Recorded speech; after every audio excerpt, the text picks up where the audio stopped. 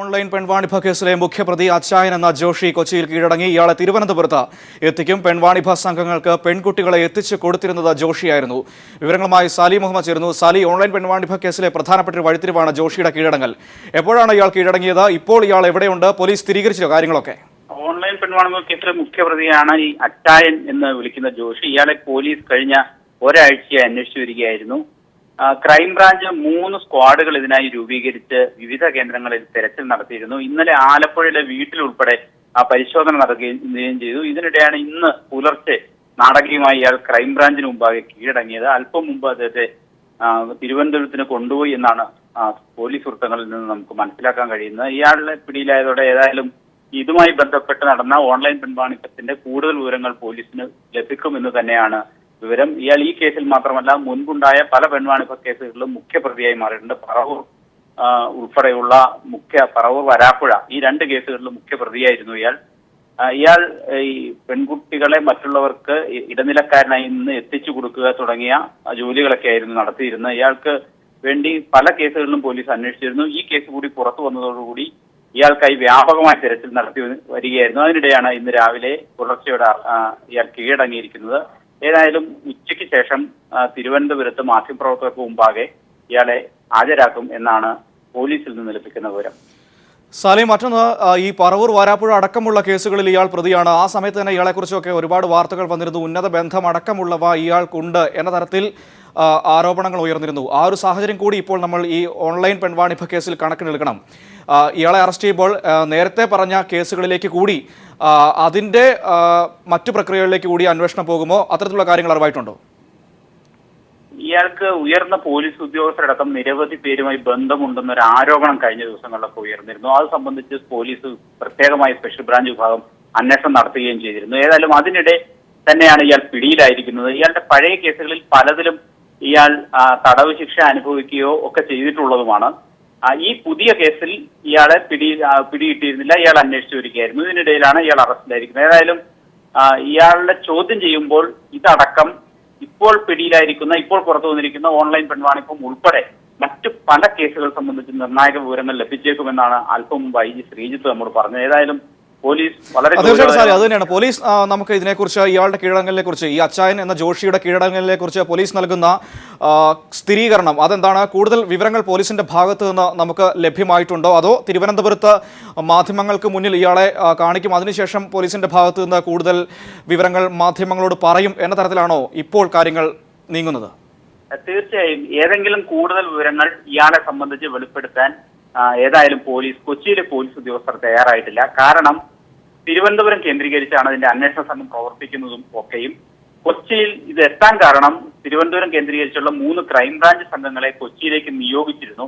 അവർ കഴിഞ്ഞ ദിവസങ്ങളിൽ ആലപ്പുഴയിലും ആലുവയിലും ഒക്കെ പരിശോധന നടത്തിയിരുന്നു.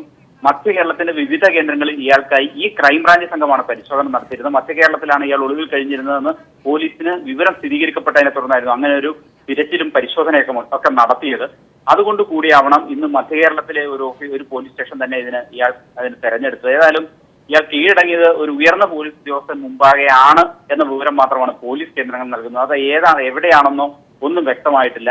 പോലീസ് പറയുന്ന വിവരം അത് സ്ഥിരീകരിച്ചിട്ടില്ല. പുലർച്ചെ തന്നെ അദ്ദേഹത്തെ തിരുവനന്തപുരത്ത് കൊണ്ടുപോയി എന്നാണ് പോലീസ് പറയുന്നത്. നമ്മളടക്കമുള്ള മാധ്യമങ്ങൾ ദൃശ്യങ്ങൾ പകർത്താനും മറ്റുമായി ഇക്കാര്യങ്ങൾ അന്വേഷിക്കുമ്പോൾ വ്യക്തതയില്ലാത്ത ഒരു മറുപടിയാണ് പോലീസിൽ നിന്നും ലഭിക്കുന്നത്. ഏതായാലും തിരുവനന്തപുരത്തിന് കൊണ്ടുപോയി എന്ന് മാത്രമാണ് പോലീസ് പറയുക. സാലി മുഹമ്മദാണ് വിശദാംശങ്ങൾ നൽകിയത്. ഓൺലൈൻ പെൺവാണിഭ കേസിലെ മുഖ്യപ്രതികളിൽ ഒരാളായ ജോഷി എന്ന അച്ചായൻ എറണാകുളത്ത് കീഴടങ്ങി. ഇയാളെ തിരുവനന്തപുരത്തേക്ക് കൊണ്ടുപോകുന്നു എന്നാണ് നിലവിൽ അറിയാൻ കഴിയുന്നത്. അതേസമയം ഓൺലൈൻ പെൺവാണിഭ കേസിലെ മറ്റു പ്രതികളെ തിരുവനന്തപുരത്ത് കോടതിയിൽ ഹാജരാക്കി. വിവരങ്ങളുമായി ജിതിൻ ചന്ദ്രൻ തിരുവനന്തപുരത്ത് നിന്നും ചേരുന്നു. ജിതിൻ, ഇവരെ ഇന്ന് കസ്റ്റഡിയിൽ വാങ്ങാനുള്ള നീക്കത്തിലാണോ ക്രൈംബ്രാഞ്ച്?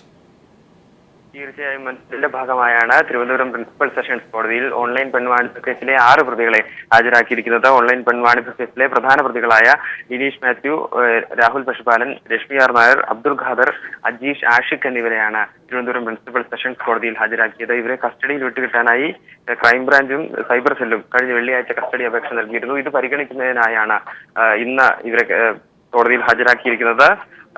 ഇപ്പോൾ മെഡിക്കൽ പരിശോധനയ്ക്കായി പ്രതികളെ കോടതിയിൽ നിന്ന് കൊണ്ടുപോയിരിക്കുകയാണ്. ഇതിനുശേഷം വീണ്ടും കസ്റ്റഡി അപേക്ഷ പരിഗണിക്കും. ഇന്ന് കസ്റ്റഡിയിൽ ഇവരെ വിട്ടുകൊടുക്കാനാണ് സാധ്യത. നമുക്കറിയാം, വളരെ നിർണായകമായ വിവരങ്ങൾ തന്നെ ഓൺലൈൻ പെൺവാണിഭ കേസുമായി ബന്ധപ്പെട്ട് കഴിഞ്ഞ ദിവസങ്ങളിൽ നടന്ന ചോദ്യം ചെയ്യലിൽ വെളിവായിരുന്നു. ഇതിന്റെ അടിസ്ഥാനത്തിൽ കൂടുതൽ വിവരങ്ങൾ ഉന്നതരുടെ പേരുകളടക്കം പുറത്തു വന്നേക്കുമോ എന്നാണ് ഇനി അറിയാനുള്ളത്. എന്തായാലും പ്പെട്ട 6 പ്രതികളെയാണ് ഇപ്പോൾ കോടതിയിൽ ഹാജരാക്കിയിരിക്കുന്നത്. കോടതി നടപടികൾ പുനരാരംഭിക്കേണ്ടതുണ്ട്. മെഡിക്കൽ പരിശോധനയ്ക്ക് ശേഷം പ്രതികളെ വീണ്ടും കോടതിയിൽ ഹാജരാക്കിയ ശേഷമായിരിക്കും കോടതി നടപടികൾ പുനരാരംഭിക്കുക. മനു, അതേസമയം ജിതിൻ, മറ്റൊരു കാര്യം കൂടിയുണ്ട്. അച്ചായൻ എന്ന ജോഷി കൂടി ഇപ്പോൾ പിടിയിലായിരിക്കുന്നു. ഇയാൾ കീഴടങ്ങുകയായിരുന്നു എറണാകുളത്ത് ക്രൈംബ്രാഞ്ചിന് മുന്നിൽ. അയാളെ ഉച്ചയ്ക്ക് ശേഷം തിരുവനന്തപുരത്തേക്ക് എത്തിക്കുമെന്നാണ് അറിയാൻ കഴിയുന്നത്. ഈ കാര്യവുമായി ബന്ധപ്പെട്ട് ഇവിടുത്തെ അന്വേഷണ സംഘങ്ങൾ അവരെന്തെങ്കിലും നമ്മളോട് സംസാരിച്ചിട്ടുണ്ടോ? തീർച്ചയായും മനു, ജോഷിയെ ഉച്ചയ്ക്ക് ശേഷം തിരുവനന്തപുരത്ത് എത്തിക്കും എന്നാണ് അറിയാനാവുന്നത്. ജോഷിയുടെ അറസ്റ്റ് ഓൺലൈൻ പെൺവാണിഭ കേസുമായി ബന്ധപ്പെട്ട് വളരെ നിർണായകം തന്നെയാണ്. ജോഷി ഇതിലെ മുഖ്യപ്രതികളിൽ ഏറ്റവും പ്രധാനപ്പെട്ട പ്രതികളിൽ ഒരാളാണ് ജോഷി. അതുകൊണ്ട് തന്നെ ജോഷിയുടെ അറസ്റ്റ് ഓൺലൈൻ പെൺവാണിഭ കേസ് അന്വേഷണത്തിൽ പോലീസിന് വളരെ സഹായകമാകുമെന്നാണ് പ്രതീക്ഷിക്കപ്പെടുന്നത്. ജോഷിയുടെ അറസ്റ്റോടുകൂടി പോലീസിനെ അപായപ്പെടുത്താൻ ശ്രമിച്ച കേസിലെ പ്രതി കൂടിയാണ് ജോഷി. ഒപ്പം തന്നെ ഈ കേസിൽ 2 പ്രതികളെ കൂടി ഇനി കിട്ടാനുമുണ്ട്.